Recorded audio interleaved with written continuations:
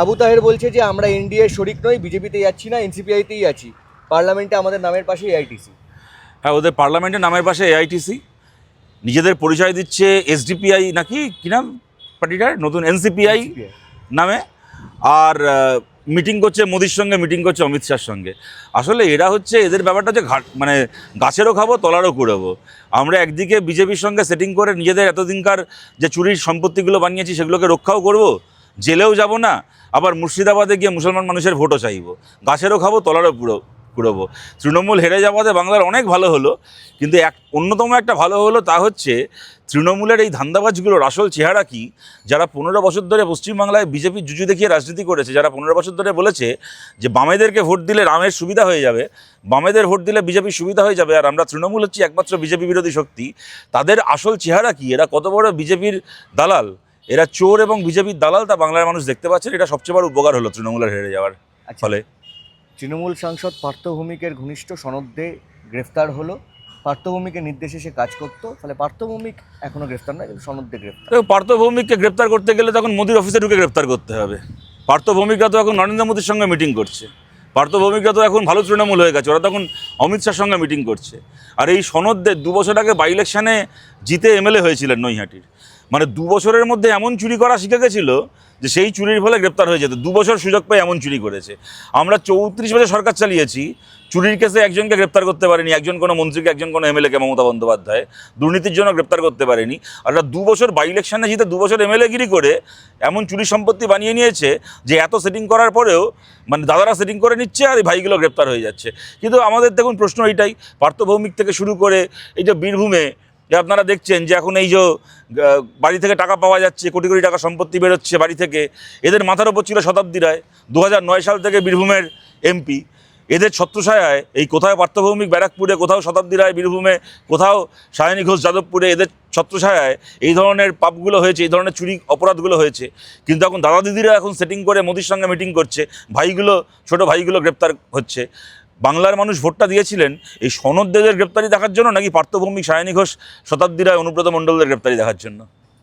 আচ্ছা, সুমিত রায়কে এতদিন পর্যন্ত পুলিশ খুঁজে পাচ্ছিল না, কিন্তু অতএব দেখা গেল যে সুমিত রায় আজকে গিয়ে হাজিরা।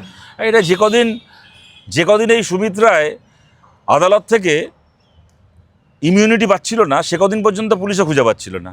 আর যেই সুপ্রিম কোর্ট থেকে অর্ডার নিয়ে চলে আসলো যে একে আপাতত গ্রেপ্তার করা যাবে না, অমনি পুলিশ খুঁজে পেয়ে গেল, সে নিজেই গিয়ে হাজির হয়ে গেল।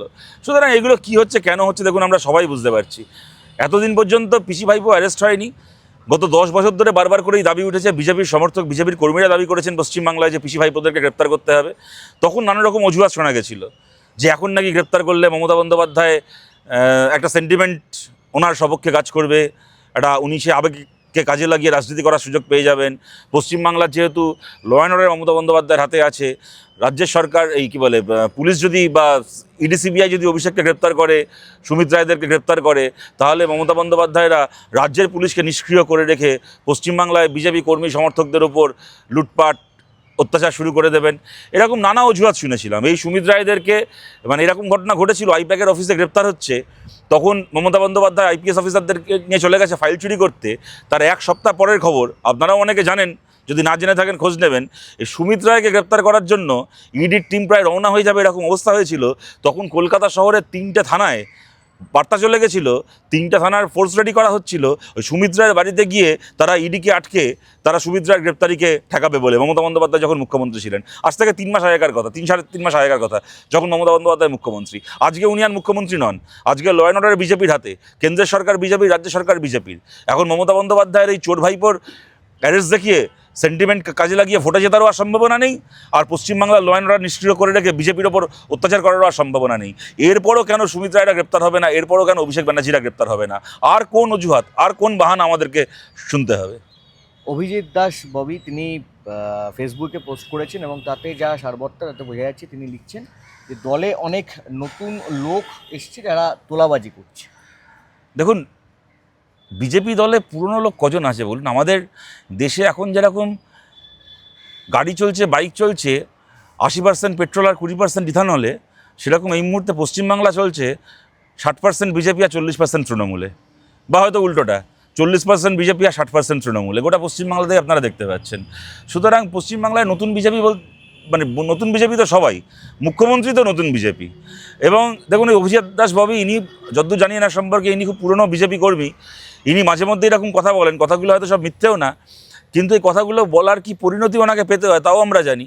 2024 সালে আমরা দেখেছিলাম ডায়মন্ড হারবারে ভাইপোর বিরুদ্ধে লড়তে গিয়ে ওনার ওপর কী আক্রমণ, কী অত্যাচার হয়েছিল, এবং ওনার দলের একটা অংশ সেটিং করে এটা করিয়েছিল বলে উনি নিজেই অভিযোগ করে পরবর্তীকালে পার্টিতে তারা চিঠি দিয়েছিলেন। এবং সেই চিঠিটা উনি দেওয়ার পরে আপনাদের মিডিয়ার মাধ্যমেই আমাদের দেখা যে ওনার চিঠির ভিত্তিতে বিজেপির যে নেতাকর্মীরা ভাইপোর হয়ে সেটিং করলো, ভাইপোকে ভোটে সাহায্য করলো ডায়মন্ড হারবারে, তাদের কোনো ক্ষতি হলো না। অভিজিৎ দাস ববি এই চিঠিটা দেওয়ার ফলে অভিজিৎ দাস ববি 3 মাসের জন্য বিজেপি থেকে সাসপেন্ডেড হয়ে গেল। সুতরাং ওনার অভিজ্ঞতা আমাদের জানা আছে, আশা করছি এবার আর ওনার সাথে সেরকম কিছু হবে না। কিন্তু আজকে উনি যে কথাটা বলছেন, এই কথাটা খালি ওনার কথা নয়, বিজেপির, আমি দেখলাম অনুপম হাজরা কালকে না পরশু ফেসবুকে লিখেছে যে বিজেপি ক্ষমতায় না আসলে জানতেই পারতাম না যে আমাদের দলে এমন সব তোলাবাজ আছে যারা তোলাবাজিতে তৃণমূলকে ছাপিয়ে যাবে। শ্রমিক ভট্টাচার্য বলছেন যে ডিমের ডিরেকশন ঘুরে যেতে সময় লাগবে না, ইতিমধ্যে ঘুরে গেছেও, এক জায়গায় দেখলাম বিজেপিরই এক নেতা ডিমের বাড়ি খেয়েছে। সুতরাং ওই আপনি যেটা বলছেন অভিজিৎ দাস ববি বলেছে, এটা গোটা পশ্চিমবাংলারই মানুষের অভিজ্ঞতা, তাই নিয়ে বিভিন্ন জায়গায় ক্ষোভ বিক্ষোভ তৈরিও হচ্ছে। এর মূল্য তৃণমূলকে চোকাতে হয়েছে, এর মূল্য বিজেপিকেও চোকাতে হবে। আচ্ছা, পশ্চিমবঙ্গের রাজ্য সরকারি কর্মীদের জন্য পুরনো পেনশন ব্যবস্থা তুলে এনপিএস এর আন্ডারে নিয়ে আসার একটা পরিকল্পনা তৈরি হয়েছে, যাতে হচ্ছে শেয়ারে টাকা কাটবে, মার্কেট দ্রব্য তাদের পেনশনের টাকা। দেখুন পশ্চিমবাংলা সরকারি কর্মচারীদের পেনশনের ব্যবস্থা করেছিল বামফ্রন্ট সরকার। পশ্চিমবঙ্গ সরকারি কর্মচারীদের ডিএ থেকে শুরু করে মাতৃত্বকালীন ছুটি মহিলাদের থেকে শুরু করে এই যাবতীয় এই সামাজিক সুরক্ষার ব্যবস্থা করেছিল বামফ্রন্ট সরকার। তৃণমূলের সরকারের আমলে এমনি এগুলো খর্ব হয়েছিল, ডিএ থেকে শুরু করে হাজারটা জিনিস। বিজেপির আমলে আপনারা দেখছেন যে এদের ইনকামিং কল বন্ধ, আউটগোয়িং কল চালু হয়ে গেছে। যে ডিএ ক্ষমতা এসে প্রথম মন্ত্রিসভার বৈঠক থেকে 100% দিয়ে দেওয়ার কথা ছিল, সেই ডিএ আর এলো না। এখনও পর্যন্ত 40%-এর একটা গাজর ঝুলিয়ে রেখেছে, তাও নাকি পুজোর পরে দেওয়া শুরু হবে। ইতিমধ্যে এরিয়ার কোথায় পৌঁছবে আপনারা সবাই জানেন। সুতরাং সেই ডিএ আর পাওয়া গেল না। মাঝখান থেকে সরকারি কর্মচারীদের পেনশনের টাকাটা শেয়ার বাজারে খাটিয়ে, কার্যত মানে ফাটকা বাজারে খাটিয়ে তারা আগামী দিনে আর 1 পয়সাও পেনশন না পেতে পারেন, শেষ জীবনটা সহায় সম্বলহীন হয়ে মারা যেতে হতে পারে, এই ব্যবস্থা সরকারি কর্মচারীদের জন্য শুভেন্দু অধিকারীরা করে দিচ্ছেন। পেনশনের টাকা যদি শেয়ার বাজারে খাটাতেই হয়, কেন আমাদের রাজ্যের এমএলএ এমপি মন্ত্রীদের পেনশনের টাকা শেয়ার বাজারে খাটবে না কেন? আমাদের রাজ্যের মন্ত্রীদের পেনশনের টাকা শেয়ার বাজারে খাটুক। আর সরকারি কর্মচারীদের পেনশন যে ব্যবস্থা বামফ্রন্ট করে দিয়ে গেছিলো, পেনশন কোনো দয়ার দান নয়, পেনশন একটা অধিকার, পেনশন আছে ডেফার্ড পেমেন্ট। আমি আজ চাকরি করছি মানে আমার মাইনের একটা অংশ আমি আজকে পাচ্ছি, আর একটা অংশ পেনশন হিসেবে আমি পরবর্তীকালে পাবো বলে ওটা তোলা থাকছে। পেনশন, প্রভিডেন্ট ফান্ড এগুলো কোনো দয়ার দান নয়, এগুলো আমাদের মাইনের একটা অংশ, তার অধিকার। সে সেটাকে শেয়ার বাজারে খাটাবে, না ব্যাংকে ফিক্সড ডিপোজিট করবে, না খেয়ে বেড়াতে বেরিয়ে উড়িয়ে দেবে, সেটা সে কর্মচারী ঠিক করবে। সরকার তার হয়ে তার ইনভেস্টমেন্ট প্ল্যান করার কে? সুতরাং এটা কোনো মতে মানা যায় না, এবং আমার বিশ্বাস পশ্চিমবাংলা সরকারি কর্মচারীরা এটাকে মানবেনও না। এটা হচ্ছে আর.জি. করের ঘটনার 2 বছর হতে চললো বা অতিক্রান্ত আগামীকাল, যেটা বিচার কি পাওয়া গেল? দেখুন, এটা আমার ধারণা এই একটা জায়গায় তো কোনো রাজনীতি বা কোনো বিতর্কের বিষয় নেই, এ তো আমরা সবাই জানি বিচার পাওয়া গেল না। ওনার মৃত্যুকে, তিলোত্তমার মৃত্যুকে দেখিয়ে আরও অনেকের অনেক কিছু পাওয়া হয়ে গেল।